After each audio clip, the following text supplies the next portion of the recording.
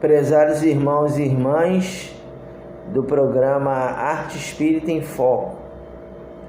Então hoje nós estamos com uma mudança aqui no nosso visual, mudança simples, não muito significativa, mas que é uma tentativa de melhorar a nossa visualização. E esse conto de hoje que nós vamos relatar para vocês é uma homenagem a todas as pessoas que nos ajudam a buscar o caminho da arte espírita. Então é um caminho muito simples, o nosso canal não tem muita visualização, até algumas pessoas já falaram para mim porque que eu continuo gravando, né? Em função do número de visualizações, que é muito pouco, não passa de 100 pessoas, o máximo que nós tivemos aqui foram 88 pessoas numa vez que nós fizemos uma entrevista com uma pessoa do movimento espírita. Então aí algumas pessoas falam assim, você está perdendo tempo, né? Fazendo isso aí e ninguém vê, ninguém visualiza, mas mesmo assim nós entendemos que existe o óbolo da viúva, que é aquela moedinha insignificante que nós colocamos no gasofilácio da vida, que pode servir para 1, 2, 3 pessoas, mas que talvez sirva para alguém fazer alguma reflexão. E hoje então esse vídeo que nós vamos narrar para vocês, essa narrativa que nós vamos colocar para vocês, é dedicado a todas as pessoas que me auxiliam na condução desse canal, me incentivando. Teve uma pessoa que eu não vou designar o nome, né, para não ficar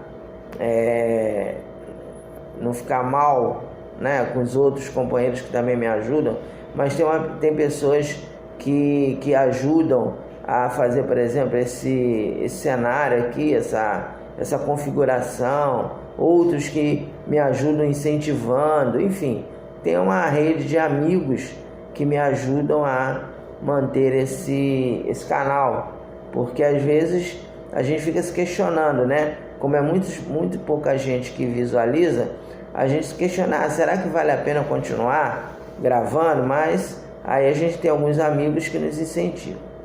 Então, esse vídeo é uma homenagem a essas pessoas. Bem, a nossa narrativa de hoje, como vocês sabem, é do J. Marques, que é um amigo nosso, que ele nos forneceu uma coletânea de contos espíritas, e o conto de hoje intitula-se O Padre e o Capataz.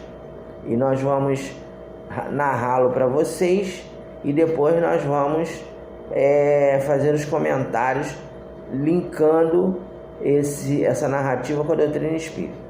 Bem, então a nossa história de hoje ela é fixada em 1763, ou seja, no século XVIII, e é numa cidade intitulada Santo Antão de Jequitinhonha, tá? Logicamente que vocês sabem que, como é um conto, é uma cidade imaginária, ok? E lá, nessa cidade, que é no interior de Minas, chegaram 3 pessoas: Alonso, Sebastiana e Maria da Penha Lampadosa. O Alonso ele tinha sido contratado para ser capataz da fazenda Eldorado do coronel Boaventura Carmona, e ele seria aquela pessoa responsável por tomar conta, administrar a fazenda, tomar conta dos negros, lidar com os negros, né? Tinha outros capatazes, logicamente, ele seria mais um, né? Que iria fazer parte daquela equipe que ficava responsável por olhar o trabalho do negro durante o dia, fechar a senzala, essas atividades que haviam na época. E essa Sebastiana era a mucama dele, né? Só que a Sebastiana era a mãe da filha dele. A Maria da Penha Lampadosa era uma menininha recém-nascida que tinha acabado de nascer, e ela era filha do Alonso. Só que naquela época as relações com os negros não eram aceitas. Então, em nenhum momento o Alonso teria coragem de assumir que aquela garota era filha dele. Ele poderia até gostar dela, tratá-la bem, mas assumir que a garota era filha dele, ele não o faria, em função dos preconceitos raciais e sociais que existiam na época. Então a Sebastiana acompanhou o Alonso estava num cavalo, a Sebastiana estava atrás numa mula, né, e amamentando a menina, e aquela garota era filha dele. Ela tinha dado à luz na estrada. O próprio Alonso ajudou a dar à luz com seu punhal. Ele cortou o cordão umbilical da filha dele, e ela estava chegando lá na cidade acompanhando o marido, mas para a sociedade ela era a mucama dele. Então o Alonso chegou na cidade, se apresentou ao coronel, e ele o acolheu muito bem, porque ele tinha uma carta de recomendação de um compadre do coronel Boaventura. O nome do coronel era Coronel Boaventura Carmona, e o Alonso tinha uma carta de recomendação de um outro coronel, de um outro fazendeiro, e aí era compadre do coronel Boaventura, e aí ele achou que tudo bem, não tinha problema nenhum. Só que tinha uma recomendação. Quando o coronel conversou com o Alonso para contratá-lo, falou assim: olha, eu gostaria que você frequentasse a missa, porque aqui eu quero que os meus empregados sejam católicos, praticantes. Então você vai se comprometer comigo a todo domingo ir na missa. E assim o fez. Logicamente que a Sebastiana e a Maria da Penha não podiam entrar na igreja. Negro naquela época não entrava na igreja. Então a Sebastiana e a Maria da Penha ficaram do lado de fora, os negros ficaram do lado de fora, acompanhando a missa lá do lado de fora, e o padre que era responsável por aquela paróquia, pela paróquia de Santo Antão de Jequitinhonha, era um padre chamado Padre João, que aparentemente era um homem muito dedicado à religião, e ele era poeta sacro. Então ele fazia poemas dedicados a Maria de Nazaré, homenageando Maria.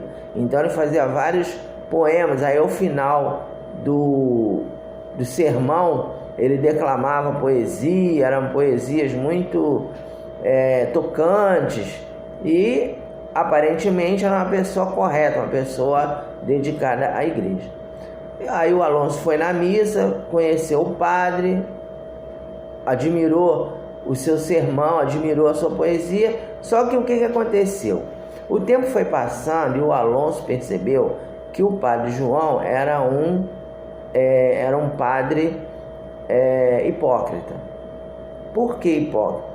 Porque o Alonso era chamado pelo padre em algumas ocasiões para levá-lo a um prostíbulo que tinha na cidade, chamado Casa das Meninas. Então, naquela época, andar de noite nas estradas era muito perigoso. Então, o padre, para ele não ir sozinho, ele chamava o Alonso, para o Alonso ir com ele, e pagava o Alonso. Falava assim: olha, você vai fazer a minha segurança, eu vou lá na Casa das Meninas e você vai comigo, porque eu andar por aí nessas estradas à noite sozinho, posso ser assaltado, pode acontecer alguma coisa comigo, então você vai comigo. Aí o que o padre fazia? Ele entrava numa carroça, ficava debaixo de uma lona, aí parecia que o Alonso estava levando alguma mercadoria, e quando ele chegava lá na Casa das Meninas, ele pedia o Alonso para chamar uma moça que ele desejava.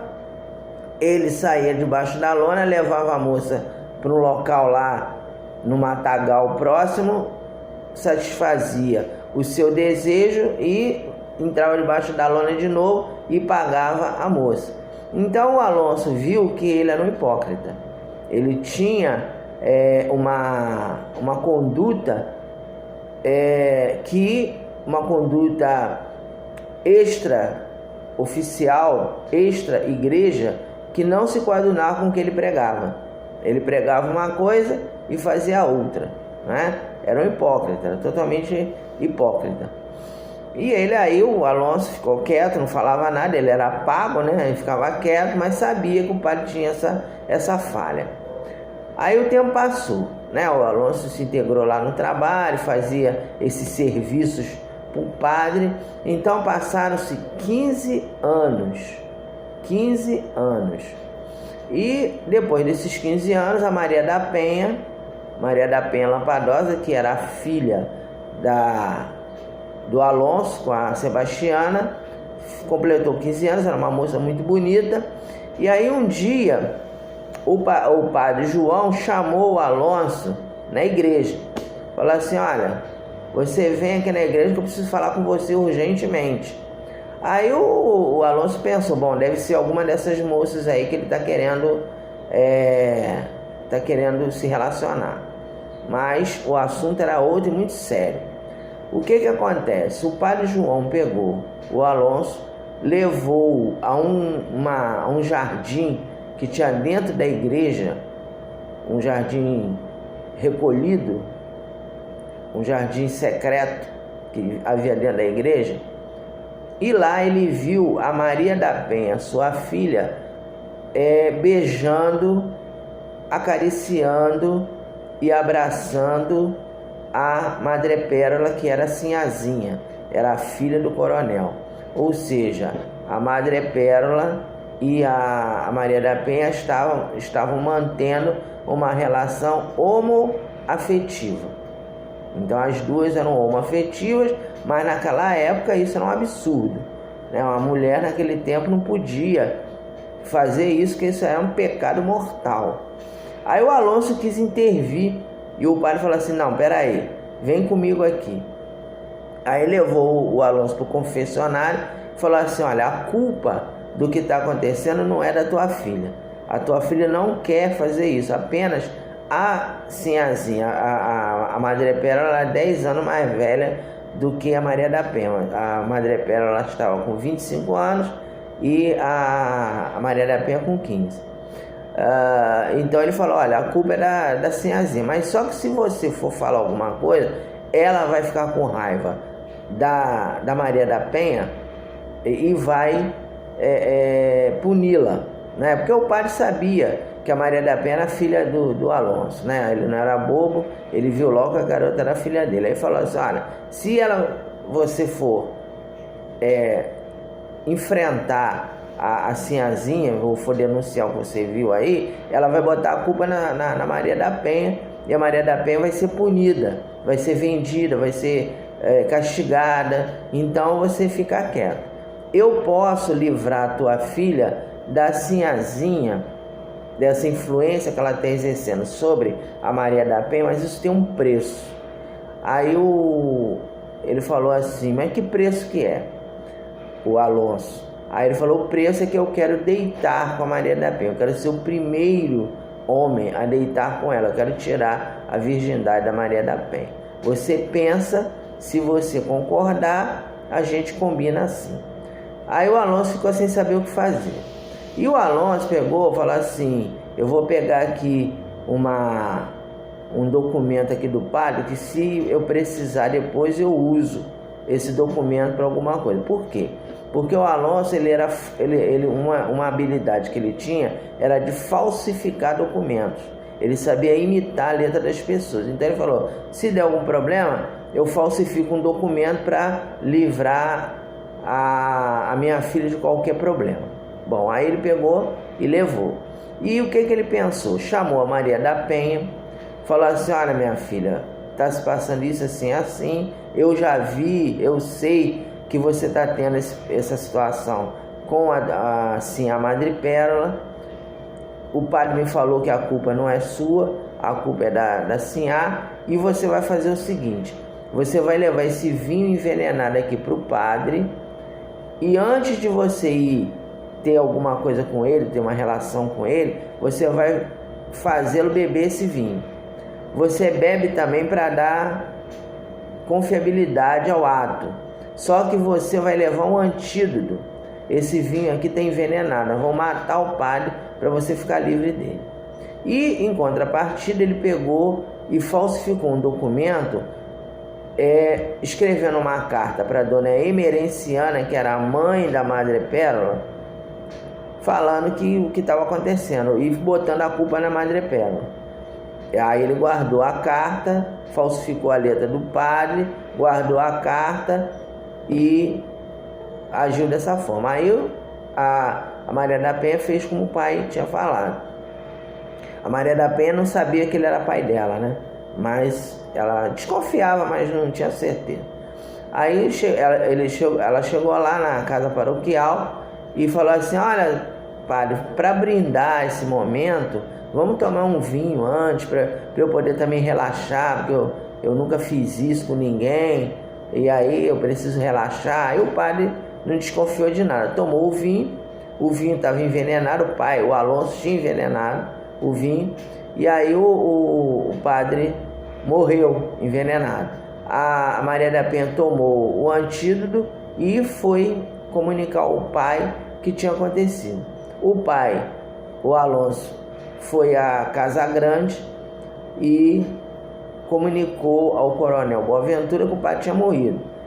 Naquele tempo não tinha legista, então envenenamento não tinha como ver, não tinha legista, não tinha polícia, não tinha nada, essas investigações mais aprofundadas que tem hoje. Então ele morreu e foi dito que ele morreu porque teve algum problema orgânico, mas não se foi a fundo para saber o motivo. Então aí o padre foi enterrado e logo em seguida o Alonso procurou a Madre Pérola com aquela carta que ele tinha falsificado, falou assim: olha, senhora, o padre me deu estava com essa carta aqui lá na igreja. Se a senhora não deixar Maria da Penha em paz, eu vou mostrar essa carta aqui para sua mãe. Aí lá na carta, o Alonso tinha falsificado a letra do padre, dizendo que a Madre Pérola estava pecando, que era uma pecadora, que estava com demônio, aquele conceito que havia naquela época. Aí a Madre Pérola ficou assustada, falou: não, o senhor pode deixar que eu não vou me meter mais com ela. Então, houve essa situação, o padre foi enterrado, nada foi provado, mas só que o Alonso ficou com um débito perante a lei divina. Aí a gente fala assim: mas o padre errou, ele estava defendendo a filha dele, mas ele tem um débito, porque ele matou o padre, né? Ele poderia ter fugido da cidade, ele poderia de repente ter denunciado o padre ao coronel, enfim, fazer uma outra ação que não matar o padre. Então ele ficou com aquele crime na lei divina. Aí o que aconteceu? Houve uma necessidade de um reencontro daqueles personagens para que aquela situação fosse resolvida, né?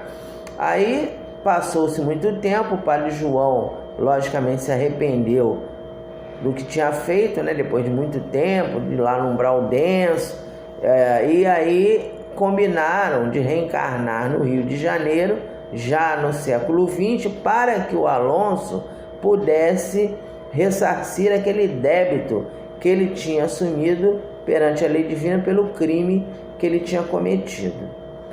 E aí o que acontece? O padre João reencarnou espírita, o nome dele era Gilberto. O Alonso reencarnou uma mulher, porque a gente sabe que espírito não tem sexo. Você pode ora reencarnar como homem, ora como mulher. E o Alonso estava precisando trabalhar alguns sentimentos de emoção, feminino e tal, então ele aí reencarnou mulher, o nome dele era Rita. A Sebastiana reencarnou como mãe dele, mãe da Rita, o nome dela é Laura, e a Maria da Penha reencarnou como Clariana. E o que aconteceu? Aí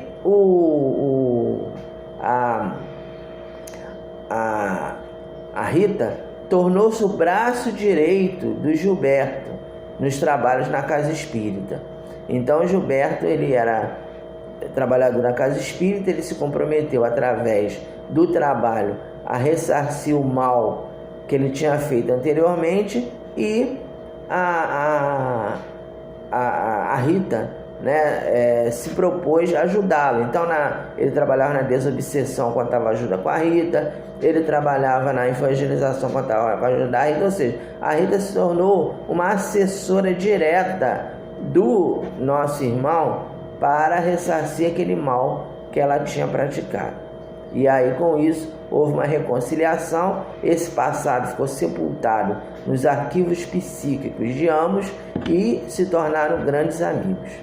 Lições dessa narrativa. Primeiro, é aquela questão da hipocrisia, né? A gente tem que ter muito cuidado, nós que somos religiosos, com a hipocrisia de nós termos na casa religiosa uma atitude e fora da casa religiosa uma outra atitude. Isso é muito comum, tanto é que existe, eu já comentei com vocês aqui num outro vídeo, existe um sanatório, uma instituição psiquiátrica no mundo espiritual que nos foi revelado no livro Tormentos da Obsessão, de Divaldo Pereira Franco e do Manuel Filomeno de Miranda, chamada Sanatório Esperança, que acolhe aqueles irmãos que foram religiosos falidos. Então o Padre João, apesar dele ser uma pessoa, né, aparentemente muito correta, fazia poemas e tal, ele era uma pessoa desequilibrada, porque ele não conseguia manter o celibato e frequentava a casa das meninas, né, a casa das nossas irmãs que estão ligadas à prostituição. Então, o primeiro item é esse cuidado com essas atitudes de hipocrisia que muitas vezes nós temos, né? Na casa espírita nós somos uma coisa e fora da casa espírita outra, e nós temos que lutar com isso. Outra coisa é que, graças a Deus, hoje a homoafetividade está sendo encarada de uma outra maneira. Então, naquela época, as moças que eram homoafetivas, os rapazes que eram homoafetivos, tinham que se esconder, que era pecado, era uma coisa pecaminosa, era uma doença, era uma coisa que era demoníaca, né? Era uma coisa que não podia acontecer de forma alguma.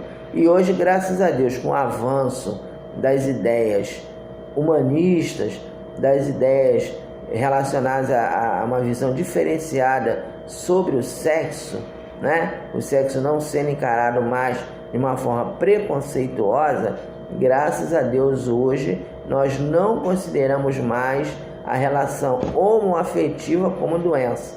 Não é doença, é apenas um desejo que a pessoa expressa e que a pessoa tem todo o direito de expressá-lo, e nós que não optamos por aquela orientação sexual, temos que ter respeito, temos que encarar como algo natural. Não é pecado, que fulano está pecando, está no umbral, ou fulano está errado. Não, é uma orientação sexual que a pessoa adota e que nós temos que respeitar e que é natural, não é nada de pecaminoso, de errado. Outra coisa é o seguinte, quando a gente fala em reencarnação, nós temos que entender que nem sempre a reencarnação você vai ter que passar pelo mesmo problema que você fez o outro passar. Você viu, nós vimos aqui na narrativa, que o Alonso matou o padre, mas para ele ressarcir esse débito, ele não precisava morrer numa outra encarnação, nem ser assassinado, para ele poder reparar o erro que ele cometeu. Através do trabalho no bem, através do perdão, através do encontro, através da prática da caridade, da prática da fraternidade, do amor ao próximo, nós podemos reparar os erros cometidos através das tarefas que nós vamos desempenhar no campo da religiosidade. Então, como nos disse Ivone Pereira, a casa espírita é o último reduto dos criminosos. Então, muitos de nós que hoje estamos na casa espírita já fomos criminosos. Por exemplo, o Gilberto, que tinha sido a reencarnação do Padre João, no passado ele tinha sido um padre corrupto, uma pessoa hipócrita, uma pessoa mal intencionada. Ele se arrependeu, ele procurou entender a vida de uma outra maneira, teve orientações no mundo espiritual, foi acolhido em colônias espirituais que o esclareceram, teve também o auxílio do espiritismo, porque vejam bem, um dilema que existe até hoje na Igreja Católica, a gente não está criticando, apenas nós estamos fazendo uma reflexão, é o celibato. Então tem muitas pessoas que são celibatárias que não conseguem controlar os seus anseios sexuais. A pessoa está naquele estágio de celibatário, mas ele tem desejo de ter relação sexual, de ter uma família, de se relacionar com uma mulher ou com um homem, enfim, né? No caso da freira, né? E é impedido. Então, essa situação, no futuro, eu espero que os nossos amigos católicos repensem, porque isso gera muito problema. A gente vê que um dos grandes problemas que o catolicismo tem até hoje é a questão da pedofilia. Por quê? Porque tem muito padre que não consegue se controlar. É celibatário, mas não consegue se controlar. Então, por isso que nós esperamos que no futuro, a gente não quer logicamente estar criticando os nossos irmãos católicos, estão dizendo que é errado, é um posicionamento que eles adotam, mas que evitará muitos equívocos quando, né, a Igreja Católica abrir o campo para a pessoa não ter que necessariamente ser celibatário. Você pode ter uma família, ter filhos, ter uma esposa ou ter um esposo para poder direcionar melhor a sua sexualidade. E finalizando, né, a importância do trabalho no bem. Então a gente viu que tanto o Gilberto quanto a Rita, que era a reencarnação do Alonso, né, o trabalho do bem os redimiu, não é? O Gilberto, ele conseguiu tirar aquela mancha, né, de maus pensamentos que ele tinha, logicamente que não era santo, devia ter aqueles momentos de altos e baixos, de retrocessos ou de estacionamento espiritual. A gente sabe que não é porque você está trabalhando na casa espírita que você é santo, né? Muitos de nós aqui, eu por exemplo, falo por mim, cometo vários erros, vários equívocos ainda. Eu realmente ainda não consigo todos os dias estar equilibrado. Tem um dia que eu não estou equilibrado, tem dia que eu estou mal, mas a gente vai fazendo um esforço para minimizar os erros que nós temos. Então o trabalho no bem traz essa possibilidade de nós nos harmonizarmos com a lei divina, trabalhando e não sofrendo. Porque o que muitas pessoas imaginam assim: então o Alonso matou, ele vai ter que morrer também do mesmo, ele vai ter que morrer por um vinho envenenado ou de forma violenta, porque ele matou uma pessoa na vida anterior. Não necessariamente. Ele matou, mas ele estava dentro de um contexto, de uma outra época diferente, ele não tinha muitas opções. A gente sabe que os padres naquela época mandavam e desmandavam, e ele precisou agir daquela. Não estou querendo também passar pano para o Alonso dizer que ele estava certo, mas era a questão do momento que ele vivia, né, que era totalmente diferente. Então, meus irmãos, essa era a narrativa de hoje. Espero que tenha contribuído para algumas reflexões. Que Jesus nos abençoe e até a próxima oportunidade.